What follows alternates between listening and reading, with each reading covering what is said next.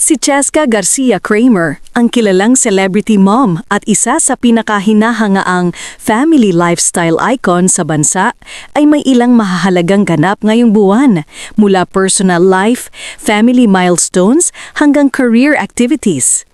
Ngayong buwan, makikita na mas nakatutok pa rin si Cheska sa pagiging hands-on mom, lalo na't papunta na sa bagong yugto ang kanyang pamilya.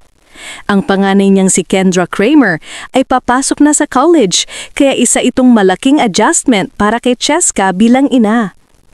Lagi niyang pinapakita sa social media kung gaano niya kasuportado ang mga bata, lalo na sa kanilang mga goals at school life. Wala man siyang bagong pelikula o TV project, nananatiling steady at relevant si Cheska sa digital space bilang mom influencer, family ambassador, lifestyle personality at inspirational figure para sa mga kababaihan. Hindi rin bago na kahit walang showbiz projects, malakas pa rin ang presence niya sa social media dahil sa dami ng brands na nagtitiwala sa kanya.